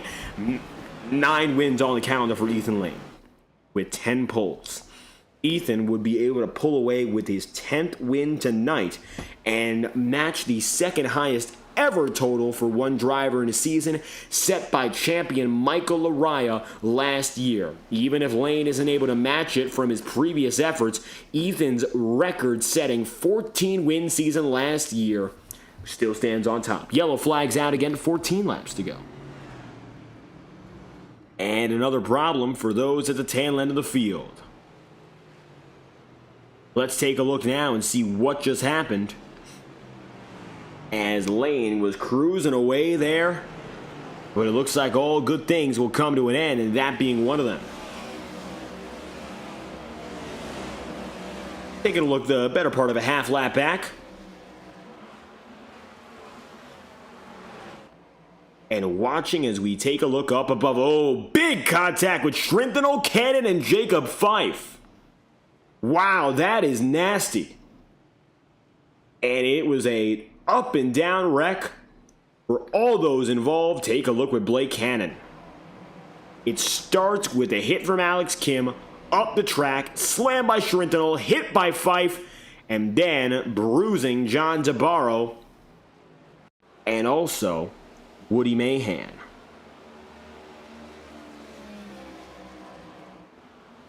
Side by side, Cannon gets loose. And that was the battle for P3. And it's game over for Cannon as a result.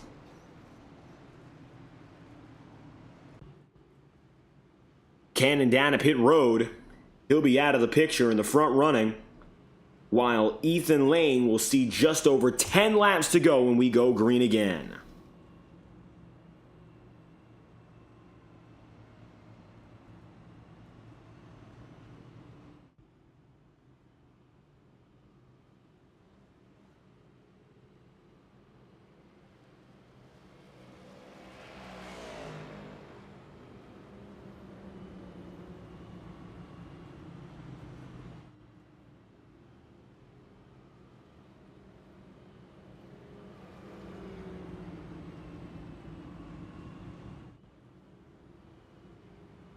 Nate Campbell in second has tried and tried again, get that restart just right. Still has not been able to do so. This would really be the only chance he's got. With time to spare, we could send it into an overtime procedure, and that, of course, would give us a few extra green flag laps. But 2 laps is far different from getting a 10-lap run. 5 times more, the distance, the lap count, and even though we might go further race-wise to go in overtime, it will not be the same at all as getting a little bit more consistency putting it together.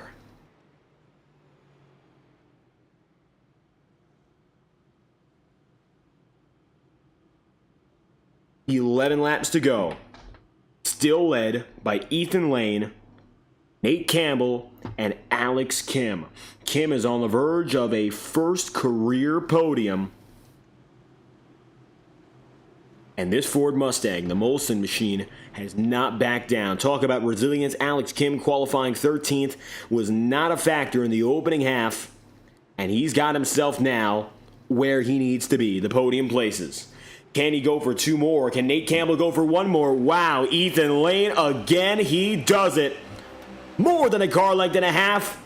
And the 6 team bolts out on restart. Oh no. Oh, it's Nate Campbell. That's real bad, but he saves it. Unbelievable. Campbell saves it, but falls more than 10 spots back. We're still green. Campbell is now going to be far behind. I mean, look at this. It was contact from Kim. Hits Brian Yazik, takes them both up. And a self-sacrifice. Campbell does not drive back in, and the yellow flag doesn't fly because by definition, everyone stays straight there. Horrible for Campbell's sake. Jacob Fife now runs 3rd. Fife, who has been involved in multiple yellow flags, mind you, now sees Galen Gidman coming up on him. And talk about a random podium. It really has been anyone's chance to get up there. And now with both Yazik, of course, getting involved, and further back, more troubles arising for many a driver. Zach Strintenol out of the mix, John Zabar out of the mix, Ross Cato. It really could be anyone in that 3rd step. Alex Kim promoted up firmly to 2nd, and now it's a comfortable chance at a first podium. He was on the outside looking in, then just barely the inside looking out. Now he doesn't have to concern himself with any problem. 8 laps to go, just stay straight and make it there.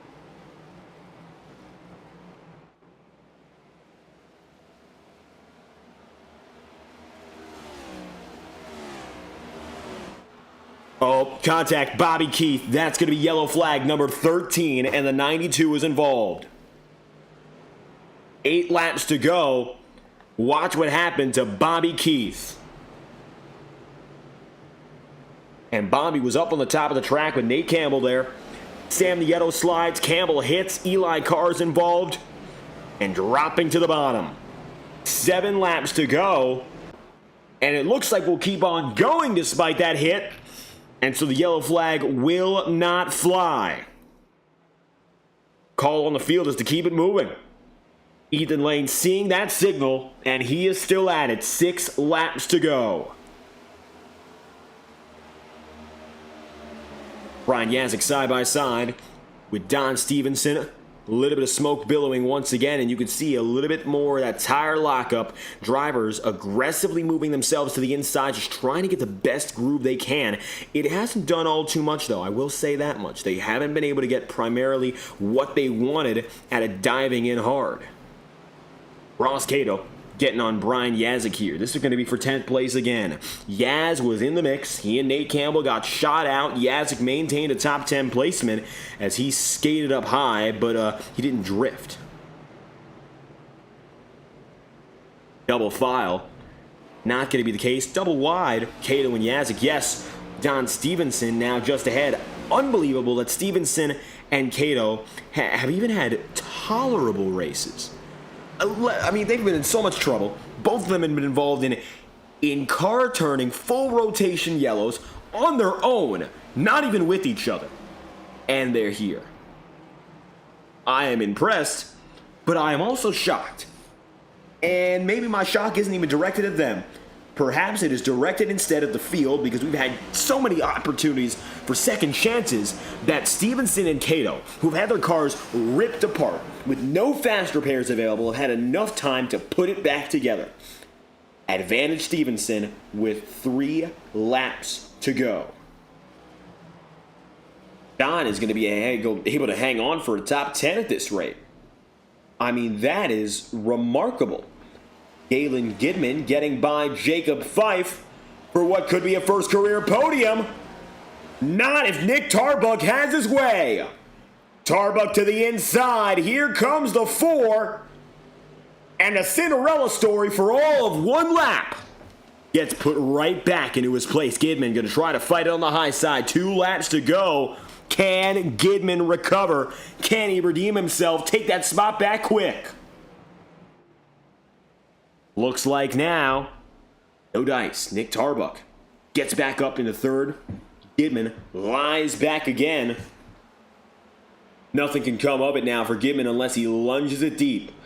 In the meanwhile, 13 cautions later, and 150 laps in the making, Ethan Lane is going to do what only one other driver has done beside himself. And for the 2nd consecutive year, take perhaps the highest honor of any driver in this series. 10 wins in a 30-race season with more than 30 drivers coming in on a week-by-week basis. It sounds almost impossible.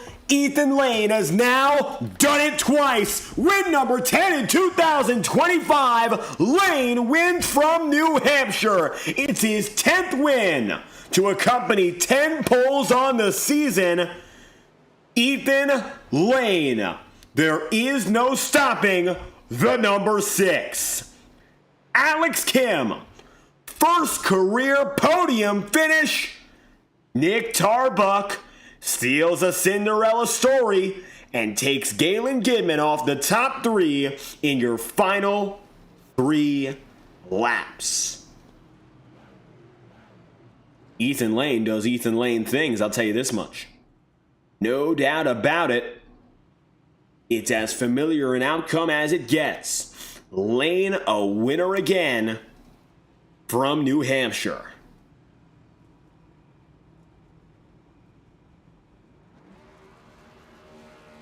Tonight, the story wasn't necessarily about the long-run finesse, which is what we saw last night out of Jared Davis, but instead the exact opposite, making the most out of the short term, and Ethan Lane does that, and he does it better by a long shot compared to anyone and everyone else. For Ethan, that victory is huge. It's going to lock him into the round of 5. He will fight for a championship for the 2nd straight year, and it proves again, Ethan Lane is continuously unstoppable. The only thing that stopped him last year was the eNASCAR Road to Pro Series, in which he voluntarily backed down in pursuit of making his debut in the biggest series in sim racing. He did that this year. He's won 10 races, and he continues to check off all the boxes. Ethan Lane, with 115 laps led, wins from Loudon. Alex Kim comes away in second. Third place then from there is going to be Nick Tarbuck with Galen Gidman fourth, Jacob by fifth, and sixth place Ryan Bean.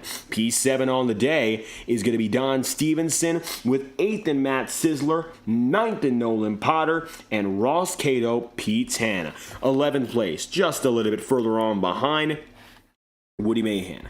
Brian Yazik 12th, 13th and Nate Campbell after that late slide, 14th and Sam Nieto, and Randy Fiash 15th place. Zach Schrentenall, Josh Gallagher, John Zabaro, Bobby Keith, and Sean Kalist wrap up the top 20, with 21st place then and there being Eli Cars, 22nd being Kyle Cooper, 23rd is Casey Shue, Blake Cannon 24th. Aaron Eads goes 25th place with 26th and Jared Davis, 27th Nicholas Ward, 28th Tom Wetmore, and 29th and last Cody Smith. Lane qualified third today, but from the very beginning and the opening runs and the opening cautions, he was already set in stone as your leading man. Not an unfamiliar case for Lane. As of late, he's had a few great races fall out of his hands, or just not been good enough at the end to win in podium finishes. Tonight was the exact opposite, and it was the opposite of last night strategically as well. Short runs were dominant. Holding on through the restarts was pivotal. Ethan, it is your second 10-win season in a row in the Octane Series. What a stretch of seasons, first and foremost, and what a win tonight, of course. Yeah, thank you. Definitely got a couple more this year. I think we could win, especially with the Roval next week. Yeah, no, it was. I knew I was gonna be good tonight. I wish we didn't have the cautions we did. Because I figured out what I was doing wrong after that first one. I was like, all right, cool. I need to go back to my old ways of running New Hampshire. But yeah, 10 wins this season. It took long enough after all the second places we've had as well. But you'll have those, so. Glad we finally got it. Glad we're double digits. Now we just got a couple more to go after. And of course, this is going to lock you into that next round, which is the all-important final round, the round of 5. It's got you that bye week, not bye week necessarily, but you got bye time now. So what's your game plan before we go back to this race anyway, and the next 2 races ahead? Roval, looking forward to it.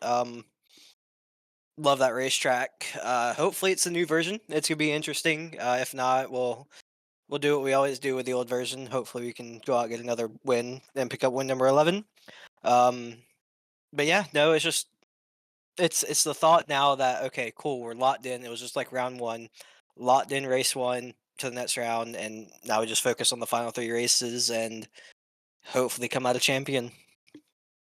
If there's any race that, in my experience of watching you, I can compare this most to, I wouldn't say it was an integrity race, but maybe it's more similar to your Road to Pro win last year in Milwaukee, where the restarts hammered back and forth again and again, and you got the launch off each time. Do you think there was any other big factor late in the going, or really just was that? It was restarts. As long as I knew I nailed them and was able to get like by myself going to turn 1, I knew I would be able to hold on to it. So yeah, no, it definitely kind of does seem like that. That comparison's true to last year's last year's round 2 Road to Pro win at Milwaukee. Similar racetrack too. So yeah, no, I love these flat tracks. Love New Hampshire.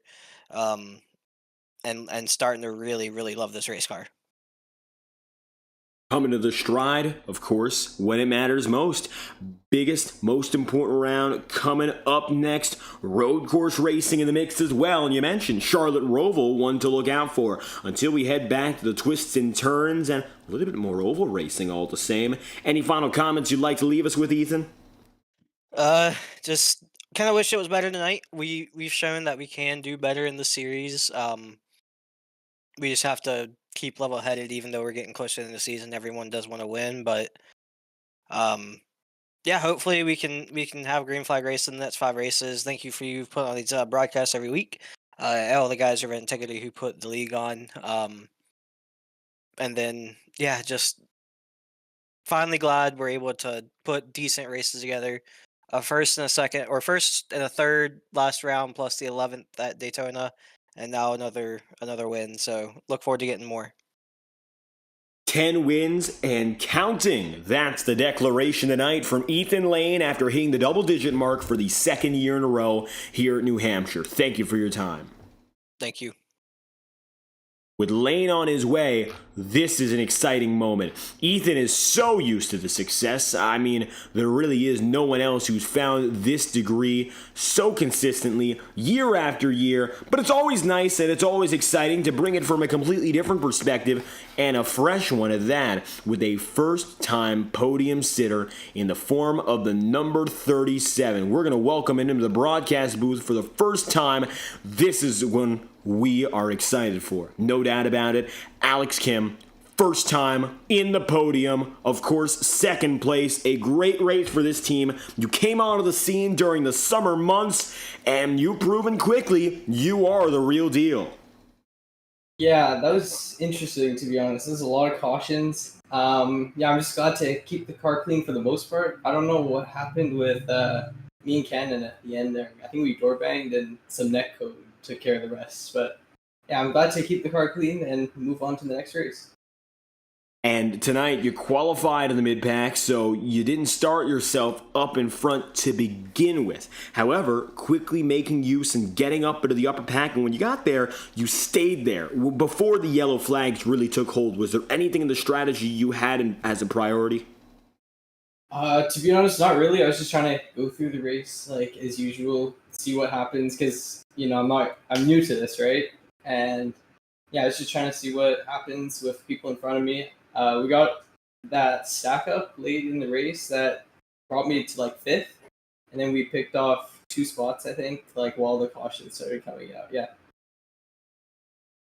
And it looks like from that point forward, just kept moving on the up and up. Now, tires tonight. We didn't really see the full green flag strategy play out. Fuel looked to be a little bit of a concern early on. It got taken care of. Was tire wear anything to really worry about for you? I wasn't too worried about it just because like the amount of cautions, and yeah, I was just trying to keep it safe the most of the time, like brake a bit earlier. And yeah, I mean, with all the cautions, it kind of, I guess, our tire wear was definitely less than if it went green until the end. And so tires saved just by how it played out, getting away from the trouble and bringing yourself through. Alex, best career finish, and you haven't been here for more than 2 months. So you're setting a great standard for yourself in that, and we've still got a few more races to go. The next one's the Charlotte Roval. How do you feel about that? I've practiced a lot, like, for the past month. I feel pretty confident. Like, I've felt comfortable, and yeah, that's all I can really say about that. We'll see what happens next week. Watch out now, because we've got another driver to look forward to for the years to come. Alex Kim, second on the day from Loudon, New Hampshire. Any final shout-outs you'd like to send? Shout out to Noah Chu and Ry Briones, and yeah, that's it. Alex Kim, coming home second on the day here from Loudon. Thank you one more time. Thank you so much. Have a great evening. With Alex on the way, I mean, that is something. Of course, we got the veterans sandwiching in our rookie. Nick Tarbuck tonight really had to fight for it to get up to third, though. It took last lap heroics of getting by Galen Gidman and making that pass a solid deal before the checkered. Nick, you first and foremost qualified up in front, got yourself that pole position, and to keep your championship fight alive on the Tuesday night tour, a race like this certainly helps a lot. Yeah, man, it sure does. I've been finding a way to make myself finish a lot worse than I should here lately, but luckily tonight I kept it clean and had to fight back a few times. Really just had to. It was a marathon, man. These races full of cautions always are they're lengthy, man. They get to you, but glad I was able to keep it clean and bring the car home. I think where it deserved to come home is third or in the top 5 at least. So. A lot of other playoff drivers had a bad night, so this should be good for me this round, and I'm hoping to carry this momentum to a nice, clean finish next week, too.